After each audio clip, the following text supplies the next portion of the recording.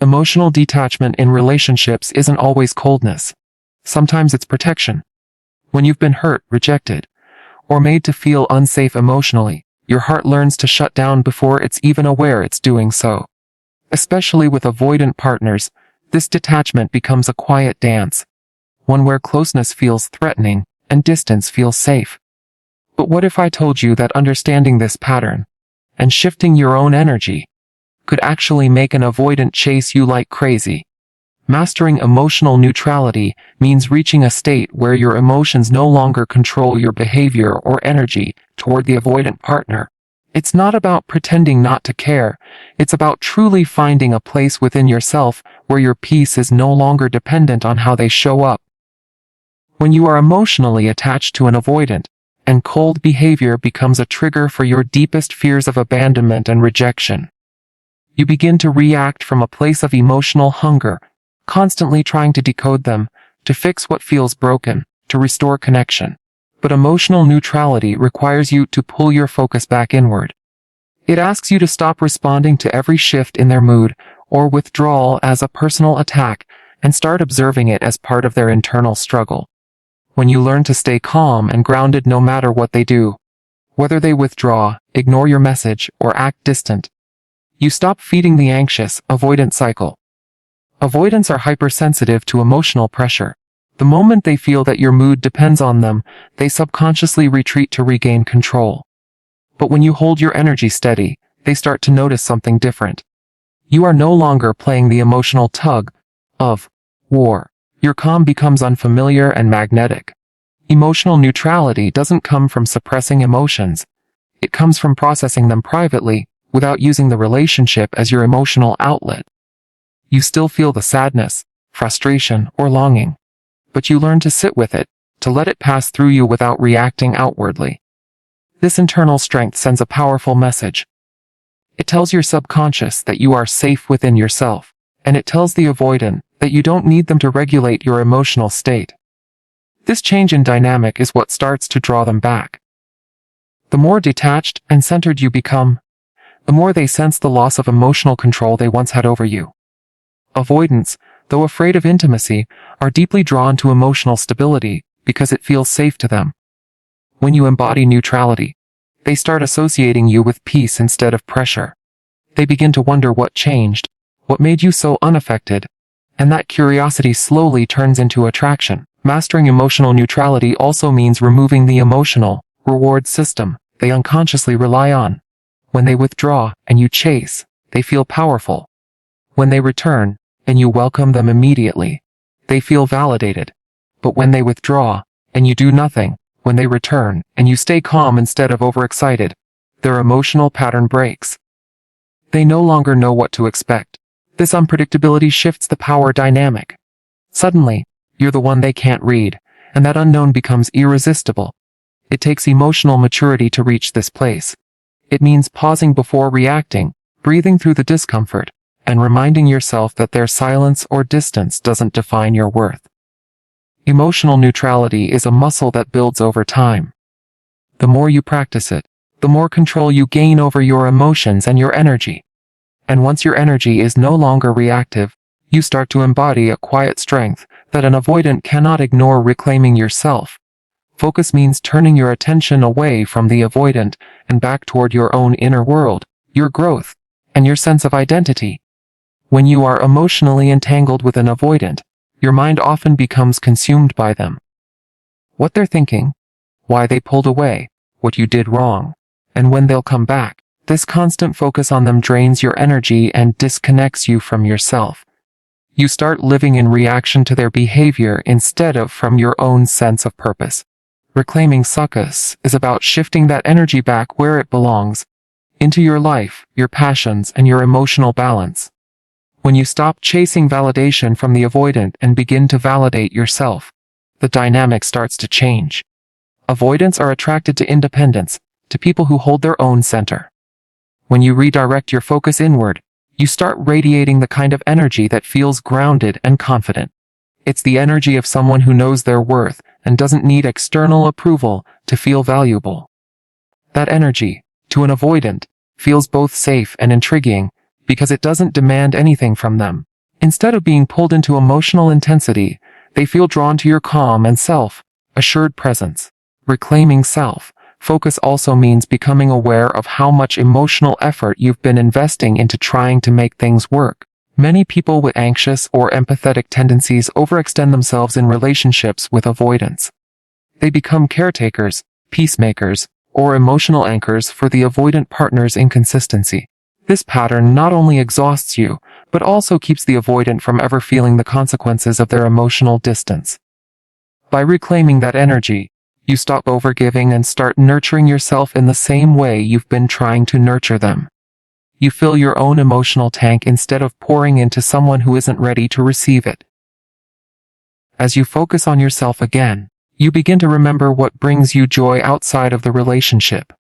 You invest in your interests, your goals, and your peace. You start waking up with energy that isn't dependent on whether they texted or not. That subtle shift changes everything. When your energy no longer circles around them, they start to feel the absence of your attention. Avoidants often take comfort in knowing you're emotionally anchored to them even when they're distant. But when that emotional focus fades, it unsettles them. They start to sense that you're no longer emotionally available in the same way, and that absence creates curiosity and tension. Reclaiming self-focus isn't about playing games or pretending to move on. It's about genuinely rediscovering your identity outside of the connection. It's about remembering who you were before the anxiety, before the constant waiting, before the emotional roller coaster. When you bring your focus back to yourself, your energy shifts from needy to abundant. That shift is what flips the dynamic because energy doesn't lie. When you're centered in yourself, you stop broadcasting emotional dependence. The avoidant no longer feels the weight of expectation from you, and instead, they begin to notice your strength, your peace, and your attachment. That awareness often becomes the first spark that makes them start moving toward you again, not because you forced it, but because your energy naturally became magnetic in its calm confidence. Communicating without chasing is one of the most powerful shifts you can make when dealing with an avoidant partner. It means expressing yourself clearly and authentically without using words as a way to pull them closer or to ease your anxiety. When you're emotionally invested in someone who avoids intimacy, your communication often becomes a tool of reassurance. You reach out to get a response, to confirm they still care, or to close the emotional gap that their distance creates. But this kind of communication, though well-intentioned, only reinforces their avoidance. They feel pressure behind your words, an emotional weight that makes them want to withdraw even further. Communicating without chasing is about removing that emotional pressure and learning to speak from self-assurance instead of need. It starts with awareness. Every time you feel the urge to reach out, pause and ask yourself why you want to communicate. Are you sharing because you have something genuine to express, or are you reaching out to get a reaction that soothes your insecurity? The difference in intention changes the entire energy behind your message. Avoidants are highly sensitive to emotional tone. They may not consciously understand it, but they feel when your communication is loaded with emotional expectation. When you communicate neutrally, calm, brief, and direct, you send a different signal. It tells them you're grounded, that you're not trying to control or demand closeness. This disarms their defenses and allows them to engage at their own pace. Communicating without chasing also means embracing silence as part of communication. Avoidants often pull away to regain emotional control. When they do, your instinct might be to fill the silence. To explain, to fix, to ask what's wrong. But silence can be powerful when it's intentional. It shows that you're not desperate for a reply, and that you're comfortable in your own emotional space. It's not passive aggression, it's emotional discipline. You're allowing them to experience your absence without guilt or pressure. Over time, this silence speaks louder than words because it shows emotional strength and self-trust. Another part of this is learning to respond instead of react. When they come back after pulling away, your response sets the tone. If you meet them with emotional outburst or relief, they retreat again because they sense emotional dependency. But if you respond calmly, with warmth yet no overinvestment, they feel safety instead of suffocation. That balance creates curiosity and stability. Communicating without chasing doesn't mean withholding affection or becoming cold. It means offering connection without demand. You speak your truth with kindness, but let go of any attachment to the outcome. You share because it feels authentic, not because you're trying to earn love or attention. When you master this type of communication, your presence becomes more powerful than your words. The avoidant begins to feel that your energy is peaceful and self-contained. They no longer feel like they have to run to protect their freedom, because your communication no longer threatens it. Instead, they start reaching out more on their own, drawn to the emotional safety you've created through calm, confident, and pressure-free interaction. Creating emotional mystery is about becoming less predictable, less emotionally transparent, and more connected to your own inner world in a way that naturally draws an avoidant closer. Avoidants are not attracted to emotional intensity or constant availability. They are drawn to people who feel self-contained, intriguing, and difficult to fully read. When you reveal everything you feel, when you over-explain or try to make them understand you, you remove the very thing that sparks curiosity, the unknown. Emotional mystery doesn't mean manipulation or playing games. It means protecting your emotional depth and allowing someone to earn access to it over time. It's about becoming someone who has layers, who feels deeply, but doesn't always show it openly. When you are too emotionally available, an avoidant subconsciously feels like they already have all of you. There's no space left for pursuit, because there's no mystery left to uncover. But when you start holding back a little of your emotional expression, not out of coldness, but from self-respect, they begin to notice a shift. You stop oversharing your thoughts, your feelings, and your plans. You start speaking less about what you want from them and more about your own life. This subtle change flips the dynamic.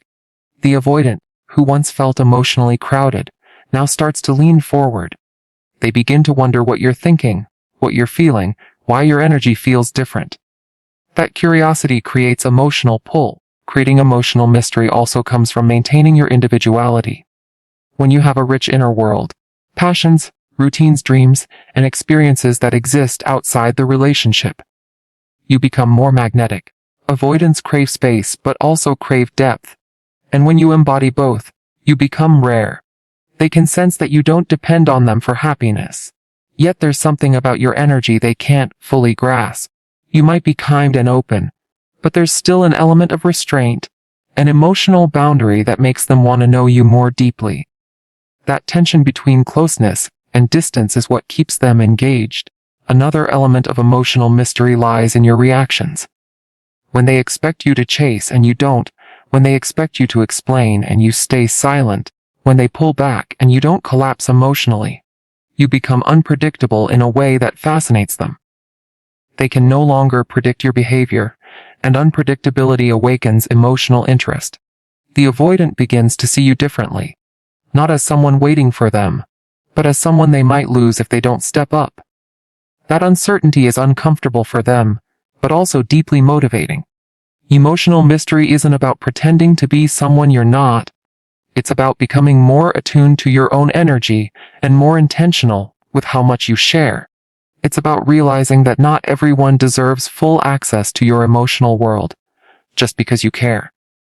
When you hold back just enough to let them wonder, when your silence carries weight, when your presence feels calm, but not entirely reachable, you create a sense of intrigue that no amount of chasing could ever replace.